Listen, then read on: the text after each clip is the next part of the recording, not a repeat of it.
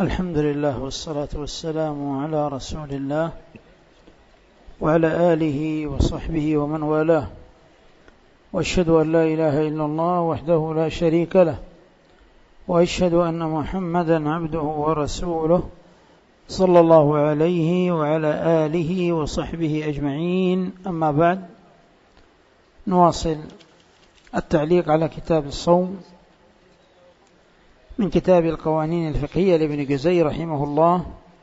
كنا انتهينا في الدرس السابق من الكلام على الباب الثاني في أنواع الصيام.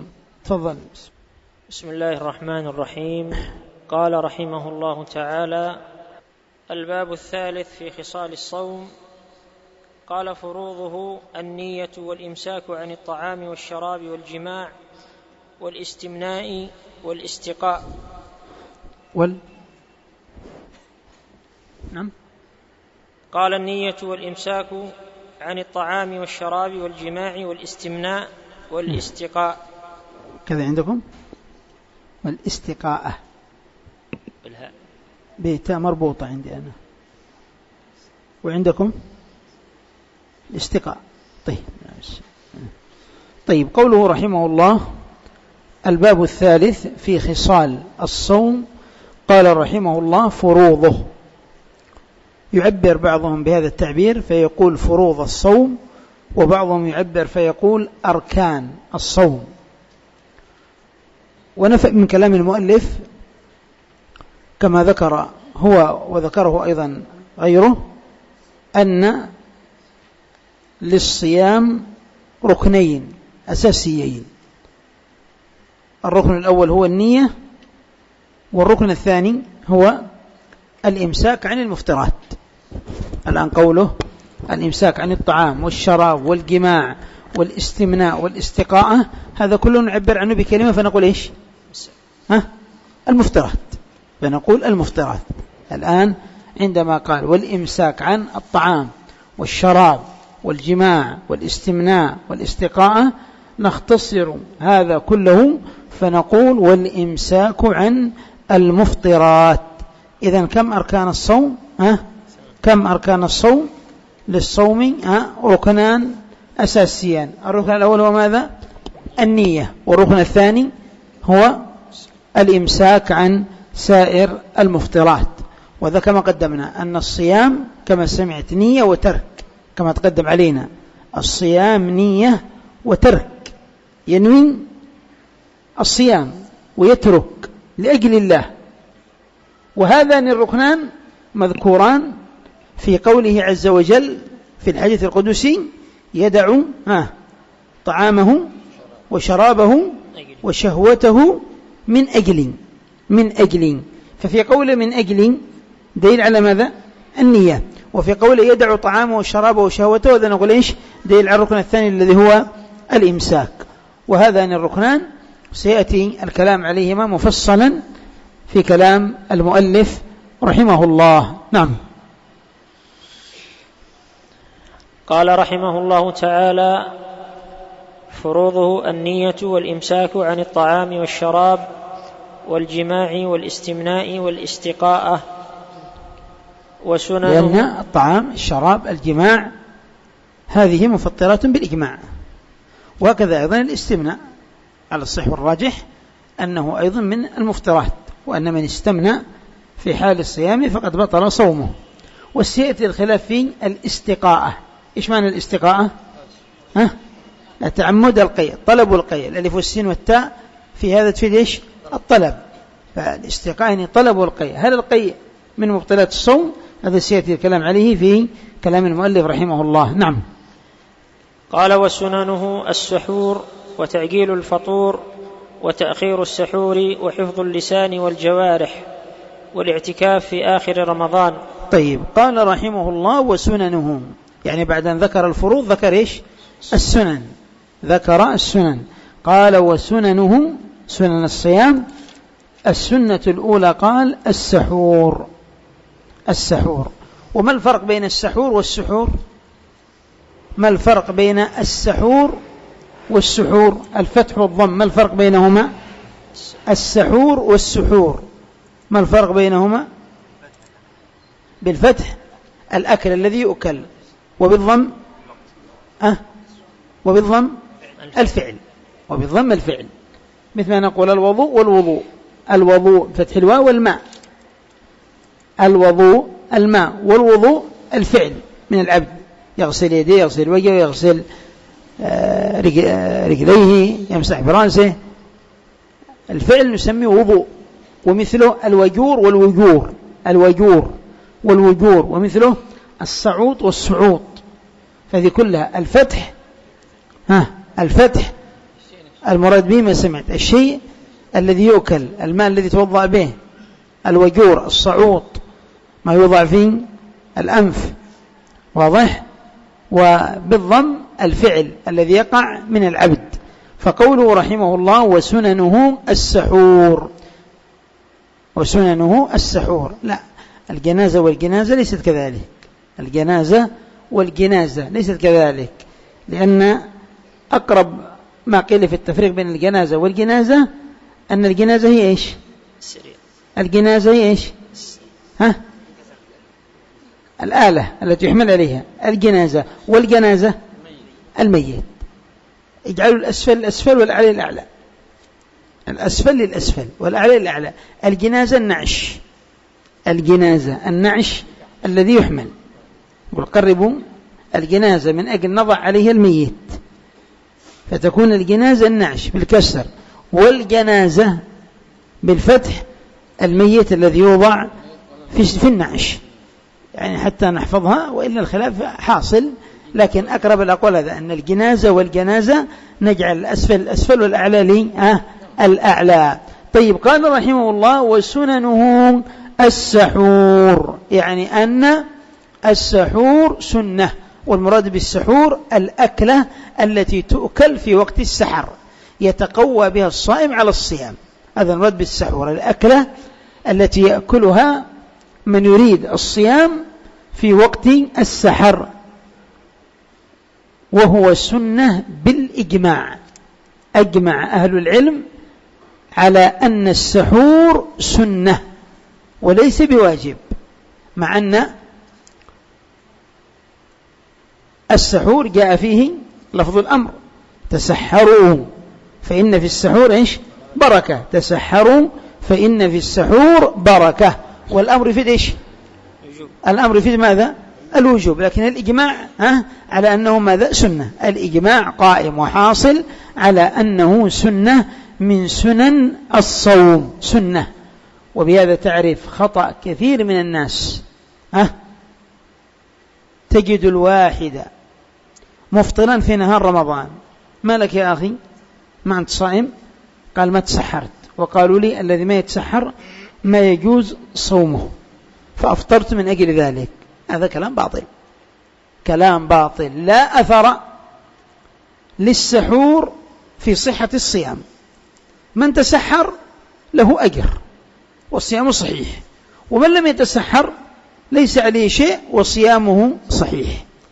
لكن حصول الجهل وعدم طلب العلم من كثير من الناس يجعله يقع في مثل هذه الأمور، يجعله يقع، فيصبح أحيانا الزوج والزوجة والأولاد مفطرون. كيف رمضان تأكلون في نهار رمضان؟ قالوا والله رقدنا، كلنا رقدنا، ما استيقظنا إلا بعد الفجر، ولا أحد منا تسحر. طيب، إذن قالوا صيامنا باطل، سنقضي هذا اليوم. من قال لكم صيامكم باطل؟ من أفتاكم بهذه الفتوى؟ بعضهم ربما أفتاه من لا يعلم، وبعضهم يكون ماذا؟ جهلا منهم. فإخواني في الله، الجهل في هذه الأمور شنيع وفظيع، ومن ثم إخواني في الله لا بد علينا من أن نحرص على طلب العلم، على تعليم الناس العلم، أمر مطلوب، أمر مطلوب. إي والله، احرصوا على طلب العلم، واحرصوا على تعليم الأولاد العلم من صغرهم. الآن يا أخوان بعضهم والله يسأل، بعضهم يسأل قبل يومين، أحدهم يسأل يقول أنا بلغت وجلست شهور أحتلم وما أغتسل، لأن ما أدري أن الغسل واجب على المحتلم، وقال كنت أتوضأ وأصلي وجلست على هذا الشهور، بل بعضهم يقول جلست سنة كاملة وأنا ما أدري ولا عندي علم أن المحتلم يجب عليه أن يغتسل. ما الحامل على هذا؟ الجهل. الحامل على هذا الجهل وعدم طلب العلم وعدم الحرص على العلم، وإلا هذه أمور يجب على الطالب أن يتعلمها في أوائل الأمور، في أوائل ما يطلب العلم يعلم طهارة وما يتعلق بالطهارة. لكن المصيبة نسأل الله العافية عندما تجد اليوم أن الأطفال والنشء شغلهم الجوال، شغلهم اللهو، شغلهم اللعب، شغلتهم الغفلة عن الطلب وعن معرفة أمور الدين. يعني هذه أمور واجب عليك أن تتعلم هذه الأمور. هذا من العلم العيني الذي يجب على كل واحد أن يتعلمه، على كل مكلف يجب أن يتعلم أحكام الطهارة، أحكام الصلاة، أحكام الصيام، أحكام الزكاة إن كان من أهلها، أحكام الحج إن كان من المستطيعين. هذه أمور لا بد تعلمها، لا بد. فأنا أنصح إخواني وفقهم الله أن يحرصوا على الاهتمام بهذه الأمور، وخاصة رسالة الشيخ بن باز رحمه الله. ما هي؟ نعم، الدروس المهمة. أحسنتم. هذه احرصوا على أن تقرؤوها على الناس في المساجد، احرصوا على أن تقرؤوها على الناس في المساجد، ويعلق عليها الملقي تعليقات يسيرة طيبة ويكررها، لأن هذه أمور مهمة يحتاج إليها طالب العلم، يحتاج إليها المسلم عموما، يجب على كل مسلم. يعني لاحظ الآن صار الشاب يصير 15 سنة ربما يبلغ 15 سنة وهو ما يعرف أحكام الطهارة، ما يعرف أنه يجب عليه إذا احتلم أن يغتسل. سبحان الله، أين تلك الأزمان الذي كان الشاب وهو ما يزال صغيرا في العاشرة ويكون قد حفظ موطأ مالك، قد حفظ عمدة الأحكام، قد حفظ بلوغ المرام، قد درس كثيرا من كتب العلم وفتح الله عليه ونفعه الله. فإذا إخواني في هذه أمور علينا أن نهتم بها وألا ننشغل عنها. فهنا يقول رحمه الله وسننه السحور. قلنا أجمع أهل العلم على أن السحور ماذا؟ سنة. السحور سنة ليس له تعلق بصحة الصيام أو بطلان الصيام. من تسحر فهو مأجور، من تسحر فإنه أتى بسنة عظيمة من سنن الصيام. انظر من عظمة السحور أن النبي صلى الله عليه وسلم يقول تسحروا فإن في السحور إيش؟ بركة. إيش البركة؟ ما هي البركة الموجودة في السحور؟ إيش البركة؟ أول بركات السحور التأسي بسنة النبي صلى الله عليه وسلم، تأسي بسنته صلى الله عليه وسلم عليه أنه كان يتسحر، إذا أراد أن يصوم كان يتسحر، فأنت تتأسى بسنته وتقتدي بهديه صلى الله عليه وسلم وتنال في ذلك الأجر والثواب. من بركة السحور قوله صلى الله عليه وآله وسلم فصل ما بين صيامنا وصيام أهل الكتاب أكلة السحر. يعني اليهود والنصارى يصومون، أليس كذلك؟ ما الدليل على أن اليهود والنصارى يصومون؟ قوله تعالى كما كتب على الذين من قبلكم يا أيها الذين آمنوا كتب عليكم الصيام كما كتب على الذين من قبلكم. فالذين من قبلنا اليهود والنصارى كانوا يصومون. إيش الفرق بيننا وبينهم؟ الله ميزنا، الله عز وجل جعل لهذه الأمة ميزة كرامة لها عند الله خاصة بالسحور. فيقول صلى الله عليه وسلم فصل ما بين صيامنا وصيام أهل الكتاب أكلة السحر. أنت لما تأتي وتتسحر تخالف بذلك اليهود، تخالف بذلك النصارى، وإذا فعلت ذلك فأنت مأجور. وهذه من بركاته. أيضا من بركات السحور التقوي على العبادة، تقوي، تصبح أنت نشيط، المعدة ما يزال فيها أكل، نشاط، قوة، تستطيع بإذن الله أن تصوم بهمة وعزيمة. وكذا أيضا من بركة السحور أن فيه زيادة في نشاط الصائم. وهكذا أيضا أن من بركات السحور مدافعة سوء الخلق الذي ينتج عن الجوع يؤدي بالإنسان إلى أن يسوء خلقه، لكن لما يأكل يتسحر بإذن الله يعني يخف ذلك، يدفع عن نفس الجوع، يدفع عن نفسه ما يترتب على الجوع من آثار أيضا كما سمعت قوة للبدن، قوة. بعض السلف كما تذكرون مر عني في التراجم أن بعضهم كان يتسحر بالرغيف، كان يتسحر بالرغيف، فإذا تسحر لا يصدع اليوم كله تمام معه، فإذا تسحر بنصف رغيف يصدع من الزوال إلى المغرب، فإذا لم يتسحر أتاه الصداع من أول النهار إلى آخر النهار، وكان متعود هذا من نفسه. إشارة إلى أن السحور في بركة، قوة ونشاط، ويعطي الصائم ماذا عزيمة، ويدفع عنه كثير من آثار الجوع التي قد تؤثر على بدنه. أيضا من آثار وبركات السحور العظيمة أنها سبب لقيام الإنسان في الثلث الأخير من الليل، أنك تقوم في ذلك الوقت تتسحر وتأكل، ولا تبخل على نفسك آنذاك أن تدعو الله: اللهم اغفر لي، اللهم تقبل صيامي، اللهم اقضي حاجتي. وقت السحر الرب عز وجل ينزل إلى السماء الدنيا نزولا يليق بجلاله، ويقول: هل من سائل فأعطيه، هل من مستغفر فأغفر له، هل من داع فأجيبه.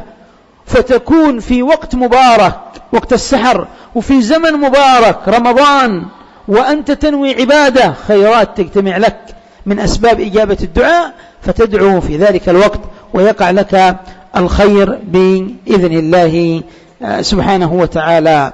أيضا من الأمور التي ينبه عليها الفقهاء في مسألة السحور أن السحور يقع بقليل الطعام وكثيره، حتى لو أنك ما تسحرت إلا بكسرة خبز وقليل من الشاي، سحور. حتى لو أنك ما وجدت إلا تمر فتسحرت بالتمر، نعم سحور المؤمن التمر، نعم سحور المؤمن التمر. بل ما وجدت إلا الماء. حسن بعض أهل العلم حديث: إن الله وملائكته يصلون على المتسحرين فلا تدعوا السحور ولو أن يجرع أحدكم جرعة ماء. ما وجدت إلا ماء، اشرب الماء بنية السحور. انظر الأجر: إن الله وملائكته يصلون على المتسحرين. فلا يحرم الإنسان نفسه الأجور والخيرات والبركات الموجودة في هذه العبادة، في هذه الأكلة التي تعتبر سنة من سنن الصيام. ومن السنن أيضا من السنن تأخير السحور كما سيأتي في كلام المؤلف. نعم. وتعجيل، قال: وتعجيل الفطور، أي تعجيل الإفطار، هذا من السنن، من سنن الصيام، أنك تعجل الإفطار. يعني إذا تحققت غروب الشمس برؤية، نحن الآن الحمد لله على الساحل، لو أن إنسان قبل المغرب جالس على الساحل، المساجد التي على الساحل، الذين مثلا في المؤسسة على طريق العام، تحقق وراء أن الشمس قد غربت، تحقق من ذلك يفطر. طيب الحمد لله الأذان الآن مضبوط عندنا الأذان، سمعت أذان المغرب، بادر إلى الإفطار، بادر. مبادرتك إلى الإفطار وتعجيلك الإفطار أجر عظيم لك، أجر عظيم. فإن في ذلك اتباع السنة، وفي ذلك أيضا مخالفة اليهود والنصارى.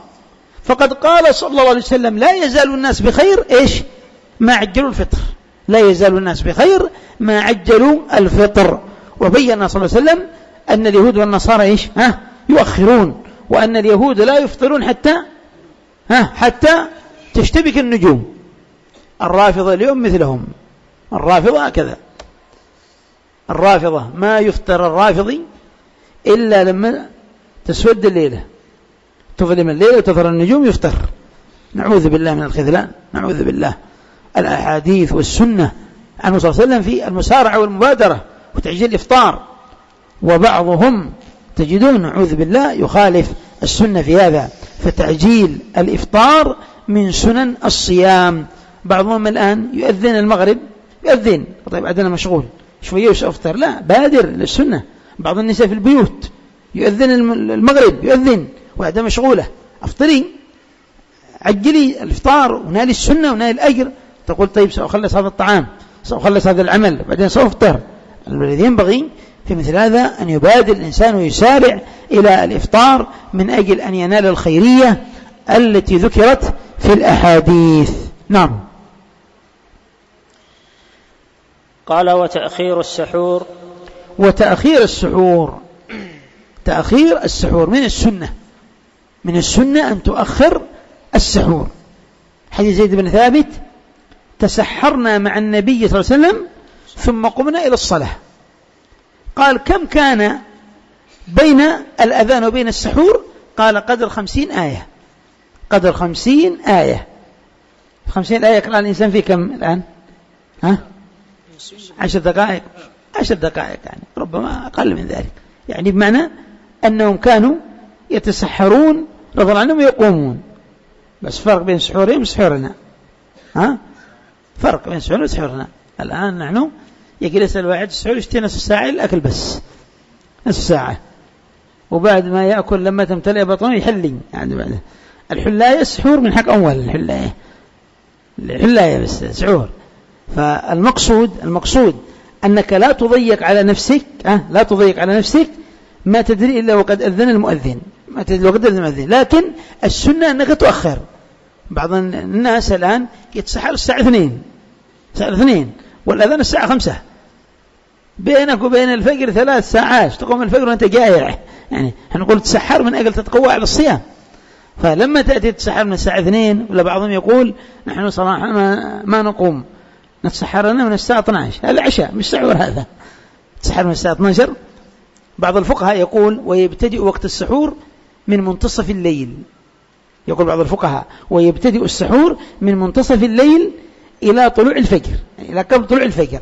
لكن هذا القول تعقبه بعض الفقهاء ورده بما سمعت من أنه سحور، إشارة إلى أنه يفعل في وقت إيش؟ السحر، في وقت السحر. فالسنة أنك تؤخر، يعني تحرص أنك مثلا قبل الأذان بنصف ساعة تتسحر، وإذا كان السحور خفيفا قبل الأذان ب20 دقيقة تتسحر وتتوضأ وتتهيأ للصلاة. فهذه من السنن أنه يؤخر السحور كما سمعت. ولاحظوا أن النبي صلى الله عليه وسلم سمى السحور إيش؟ النبي صلى الله عليه وسلم سمى السحور إيش؟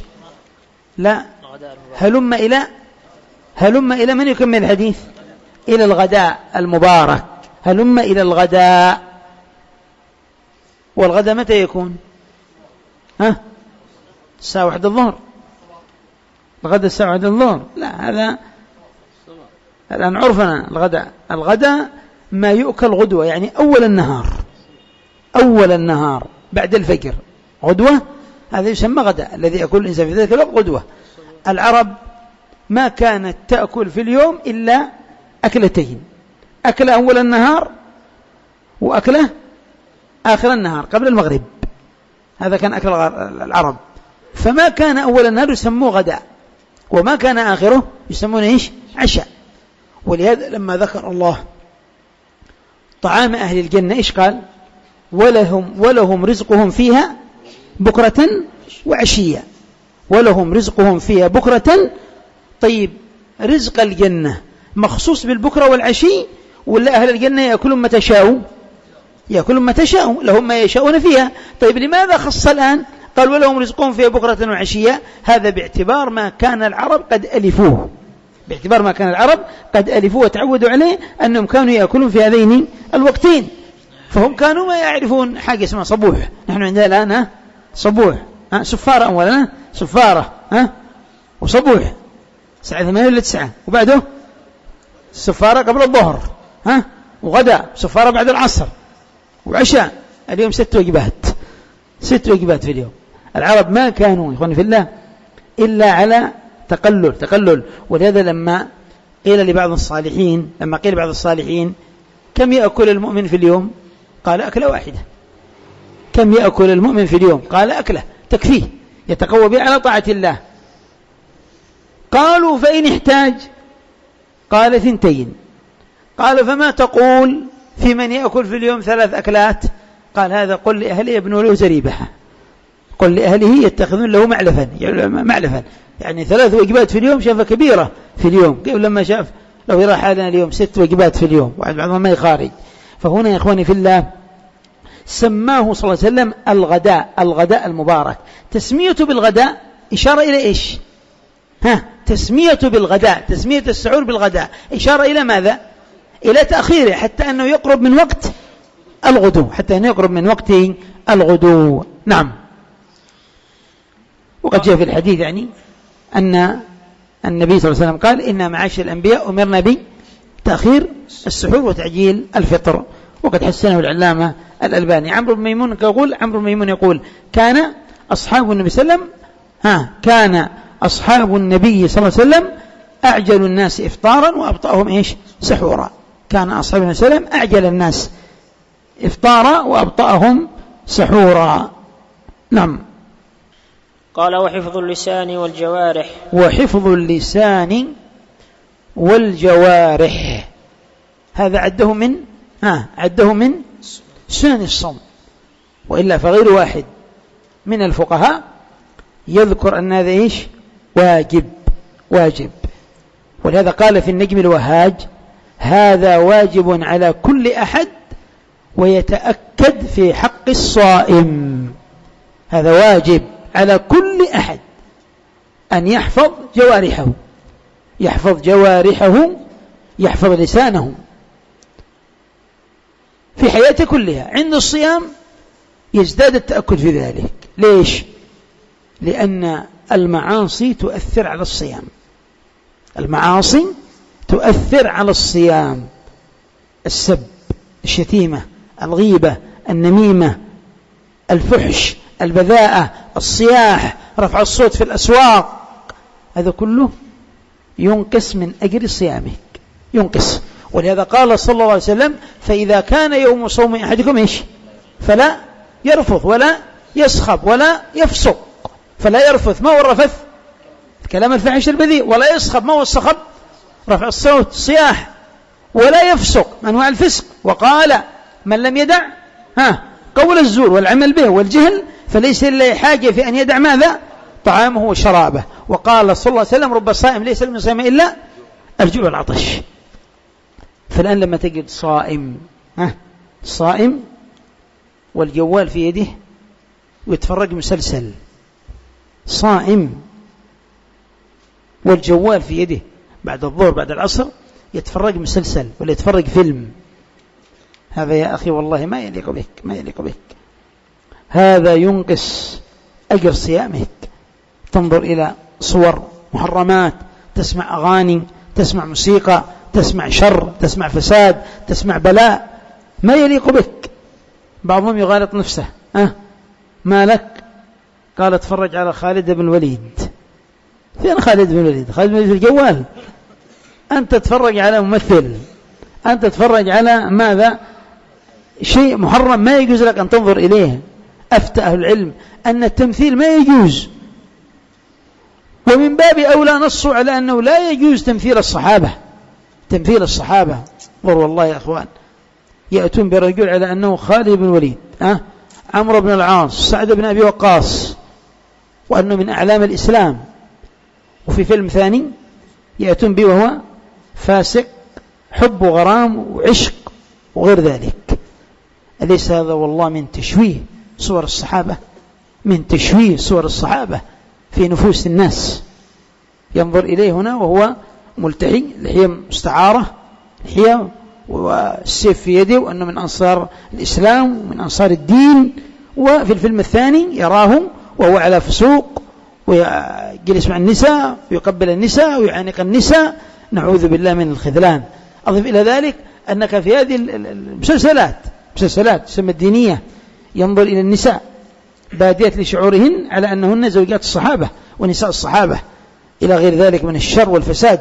بل ما تجد مسلسل من مسلسلات الصحابة كما تسمى إلا وتجد في المسلسل قصة حب وقصة غرام وغير ذلك. حتى إن بعض أعداء الإسلام ممن ألف هذه المسلسلات كجرجي زيدان وأمثاله يجعل سبب فتح أبي عبيد الجراح لدمشق أنه من أجل أنه كان يعشق امرأة في دمشق، نعوذ بالله من الخذلان.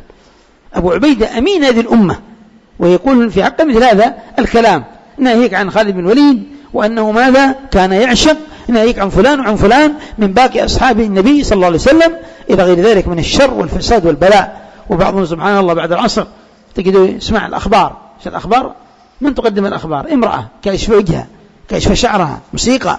يا أخي اتق الله واحفظ صومك احفظ صيامك. تريد أن تكون من المقبولين في رمضان ممن غفر الله لهم في رمضان، احفظ صيامك احفظ جوارحك احفظ لسانك. قال حفظ اللسان والجوارح. الجوارح تعتبر ممن؟ اللسان يعتبر من ماذا؟ ليش خص اللسان؟ المؤلف الآن عندما قال وحفظ اللسان والجوارح، لماذا بالذات يخص اللسان؟ لأن أكثر البلاء يقع بماذا؟ باللسان. كم من إنسان صاحب الأفلام والمسلسلات ربما تحصله خارج المسجد، لكن كم من صائم داخل المسجد ويغتاب، داخل المسجد وينم، داخل المسجد ويشتم ويسب ويلعن داخل المسجد، ما بالك بخارج المسجد. ولذا يا إخوان إذا أصبح ابن آدم فإن الأعضاء كلها إيش تفعل؟ فإن الأعضاء كلها، من يكمل الحديث؟ إذا أصبح ابن آدم فإن الأعضاء كلها ماذا؟ تكفر اللسان. إيش معنى تكفر اللسان؟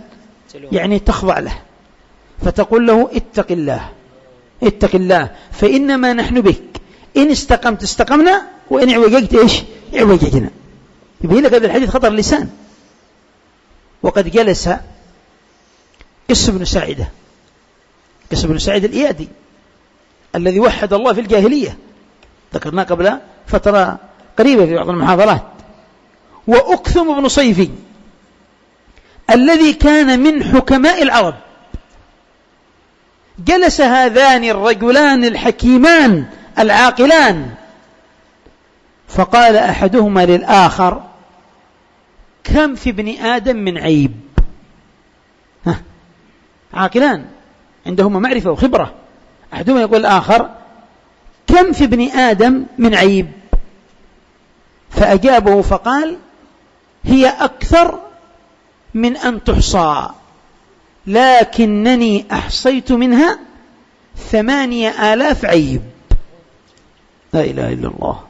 هذان عاقلان حصيفان، عاقلان حصيفان خبيران. يقول له كم في ابن آدم من عيوب؟ قال هي أكثر من أن تحصى، لكن يقول له أنا عديت حاولت فعددت 8,000 عيب. لا إله إلا الله. إذن لو تأمل الإنسان في نفسه، كل واحد منا يا عباد الله كم فيه من عيوب، كم فيه من عيوب.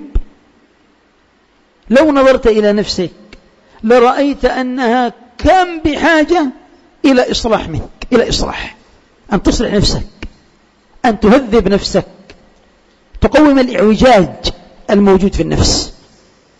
فيقول له كم في ابن آدم من عيب؟ قال هي أكثر من أن تحصى، لكنني أحصيت منها 8,000 عيب. ووجدت خصلة إذا استعملها الإنسان سترت كل هذه العيوب. فقال له ما هي؟ قال حفظ اللسان. حفظ اللسان. إذا حفظ الإنسان لسانه ستر ماذا؟ كل العيوب الموجودة في بدنه. وهذا كما سمعت قبل يؤيده أن الجوارح كلها تخضع لمن؟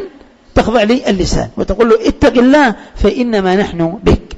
فالإنسان إخواني في الله يحرص على أن يتقي الله في صيامه، يحفظ صومه، يحفظ لسانه، يحفظ جوارحك. صم الصوم المطلوب شرعا. الله ما أمرك فقط أن تمتنع عن الطعام والشراب، لا، الله يقول من لم يدع قول الزور، النبي صلى الله عليه وسلم يقول من لم يدع قول الزور والعمل به فليس لله حاجة في أن يدع طعامه وشرابه. ولهذا قال رب صائم ليس له من صيامه إلا إيش؟ الجوع والعطش. الجوع والعطش هذا كل الناس يقدرون عليه، كل الناس يقدرون، كل الناس يصومون عن الطعام والشراب من أهل الإسلام إلا من أفطر عياذا بالله، لكن غالبية أهل الإسلام يصومون عن الطعام والشراب، وقليل قليل ممن يصوم مع الجوارح، يصوم وتصوم معه جوارحه.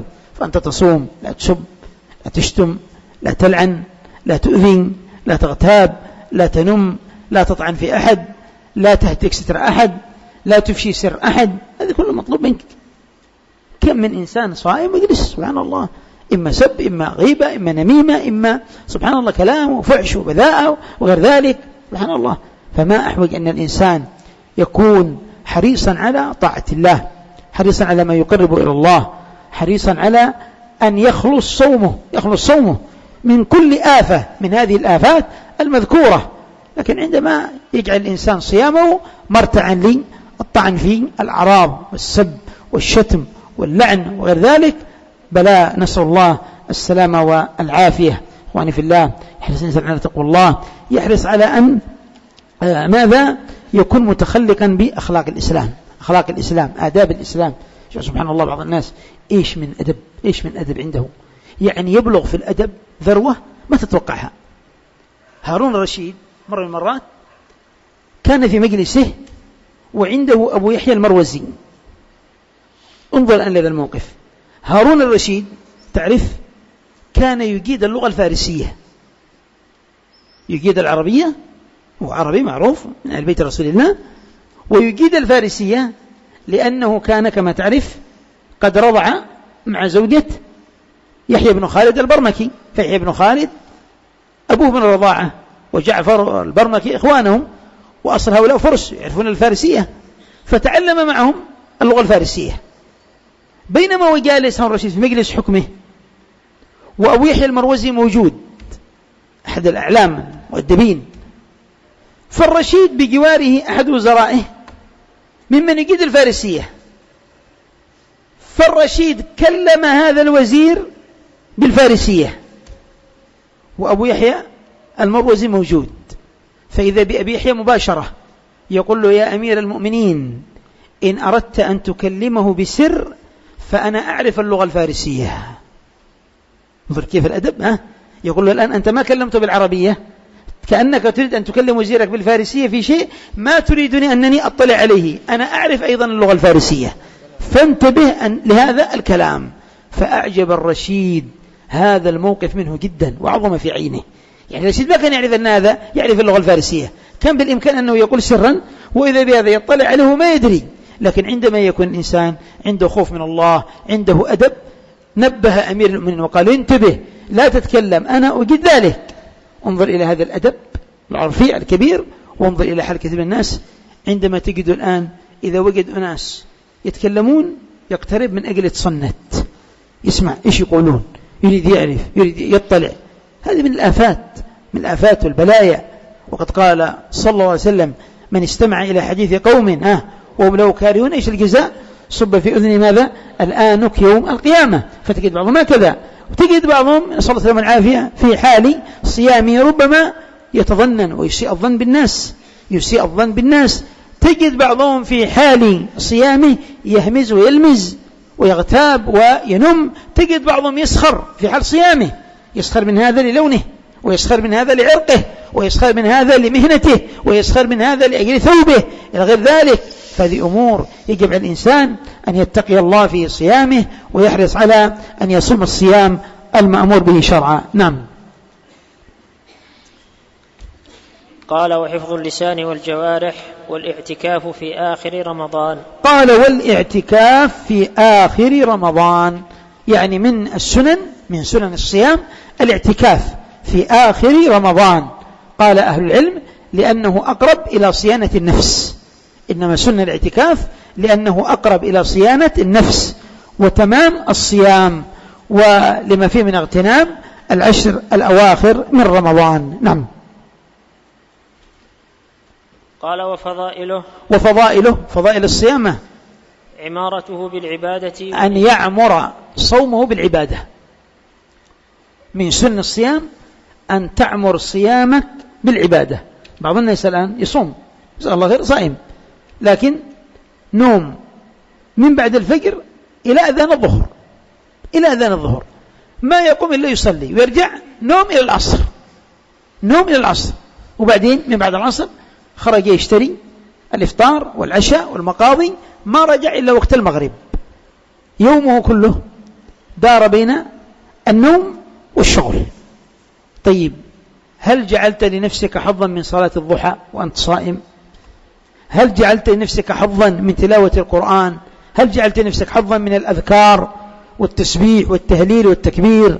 فإخواني في الله، عليك أن تغتنم وقتك، وقت صومك، تعمره بالعبادة. بعض الناس عنده قاعدة: يا أخي اليوم كله نائم، قال نوم الصائم عبادة، نوم الصائم عبادة. هذا كلام ليس على إطلاقه، لا، ليس على إطلاقه، ليس بالصواب أن يضيع الصائم وقته في النوم ثم يقول نوم الصائم عبادة، لا، إنما عليك نم الوقت الذي يكفيك والذي تأخذ به راحتك وطاقتك، واغتنم واعمر وقتك ويومك بالعبادة. نعم. قال: والإكثار من الصدقة. والإكثار من الصدقة، إيش نستدل له؟ إيش نستدل الإكثار بالصدقة؟ في جامع الترمذي أفضل الصدقة صدقة رمضان، لكن الحديث ضعيف. في جامع الترمذي أفضل الصدقة صدقة رمضان، لكن يغني عنه إيش؟ يغني عنه وكان أجود ما يكون في رمضان، وكان صلى الله عليه وسلم أجود ما يكون في رمضان. نعم. قال: والفطر على حلال دون شبهة. الله أكبر. والفطر على حلال، أن تحرص على أن تفطر على الحلال الطيب. والله يا أخوان، إن بعض الفقراء الآن ما يفطر هو أولاده إلا على الماء، ما معهم شيء، ما معهم شيء، ما يجدون ما يأكلون، على الماء يفطرون، وإذا يسر الله بعد ذلك بشيء من الخبز أو ما يعطون من الجيران أكلوا. التمر ما يجدونه، لكن الواحد منهم ما تمتد يده إلى حرام، ولا يأخذ حراما، ولا يسرق، ولا ينهب، ولا يغش، ولا يغالط، ولا أبدا، لأنه يريد أن يصوم الصوم الذي أمر الله به. وانظر إلى حال كثير من الناس، صائم ويسرق، صائم ويسرق، وصائم يسرق طعاما شرابا، تقل في نفسه، قال: يا أخي شو أسوي؟ أنا صائم، من فين نفطر؟ لو اتقيت الله لرزقك الله من حيث لا تدري ولا تحتسب. لو اتقيت الله لرزقك وأعطاك من حيث لا تدري ولا تحتسب، لأتاك الله بالخير من حيث لا تعلم، من حيث لا تعلم، من حيث ما تدري، الله يأتيك. كان بعض الصالحين جالس على مائدة الإفطار، هو وزوجته والأولاد ما معهم إلا خبز، لا غير، خبز. فدق الباب، دق، خرج الرجل يجد امرأة معها أيتام، فإذا بهذه المرأة تقول له: أنا وأيتامي صمنا بدون سحور، جياع، ونحن الآن ما معنا ما نفطر، فارحمنا رحمك الله. رجع ما يحصل إلى الخبز الذي سيفطر عليه هو الأولاد. ينظر لزوجته داخل المطبخ، تأتي بالماء، حصل فرصة، شل الخبز وأعطاها المرأة هذه. أتت زوجته: فين الخبز؟ قالت: تصدقنا به. امرأة أتت تقول بدون سحور، قلنا تسحرنا، الحمد لله احنا تسحرنا، هذه بدون سحور، أعطيتها تفطر عليه هو الأولاد. صاحت عليه، إيش من صياح؟ تقول له: أنت مجنون أنت، ما معنى إلا الخبز نفطر عليه وتعطيه الناس ونحن لا إيش يفطر؟ قال: يا امرأة اصبري، يأتيك الله بالخير. قالت: إيش يأتيني بالخير؟ أنا أقول لك نحن والأولاد بدون شيء. وبينما هم يتصايحان وقبيل المغرب يدق الباب دق، فإذا إيش؟ سفرة مليئة لحم وخبز وأنواع الطعام، ويدق الباب ويقول: يا فلان، فلان الغني ثري ذكرك قبل قليل وقال أرسل إلى فلان بهذا العشاء يتعشى به الليلة، فتعوه أنواع المأكولات من لحم وخبز وطعام وشراب معد. فقال: انظري على خير أتاك الله به، صدقنا بخبز رزقنا الله أنواع من الخيرات. وقد وقعت مثل الحادثة لعائشة رضي الله عنها كما هو معلوم ومعروف عندكم. لكن بعض الناس صارت عافية، ما عنده مثل هذا اليقين ولا عنده مثل هذا ثقة بالله، بل أعوذ بالله أن بعضكم سمعت يسرق وينهب من أجل أن يفطر، وإذا قال له اتق الله يقول: أنا من فين أجيب؟ فاتقي يا أخي، اتق الله واسأل الله، دعوا الله بالصدق، والله يرزقك، والله ما يضيعك، الله يرزق العاصين، الله يرزق الكفرة والملاحدة، الله يرزقهم وأنت صائم لله، ما سيرزقك الله؟ فلو توكلت على الله وسألت الله لا أعطاك الله الخير. فبعض الناس هكذا، انظر، الفطر على حلال، لا إله إلا الله. في بعض تراجم الفسقة، في بعض تراجم بعض الفسقة أنه كان يصوم ويفطر على شرب الخمر، يصوم ويفطر على شرب الخمر عياذا بالله من ذلك. بلى شر، يفطر على حرام على حرام على خمر، نعوذ بالله من ذلك. انظر إلى تباين الناس، تفوت الناس في هذا. فأنت إذا أردت أن يقبل الله صومك احرص على أن تصوم الصيام الشرعي وأن تفطر على الحلال. قال الفطر على حلال دون شبهة، شيء ما يكون في شبهة، حاجة في شبهة اجتنبها، فما بالك بالحرام من باب أولى. نعم. قال وابتداء الفطر على التمر أو الماء. وابتداء الفطر على التمر، هذه السنة أن تفطر على التمر، فإن لم تجد على الماء. والدليل حديث أنس أنه صلى الله عليه وسلم كان يفطر على رطب، فإن لم يجد فعلى تمر، فإن لم يجد حسوات من ماء.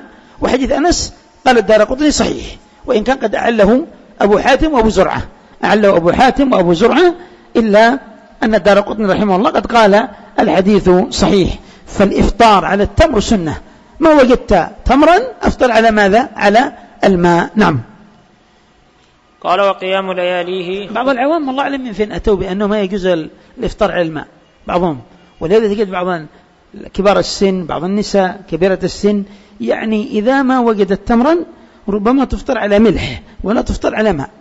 والله أعلم من أن أتى هذا، وإلا فالسنة والأدلة تدل على أن الصائم إذا ما وجد تمرا يفطر عليه فإنه يفطر على الماء. لكن بعض كبار السن هكذا، مرة بعضهن تسأل تقول أنا ما وجدت يعني تمرا أفطر به، إيش أفعل؟ قالت حصلت بقل أفطرت على ورقة بقل، لأنهم قالوا لازم تفطر على أي حاجة غير الماء.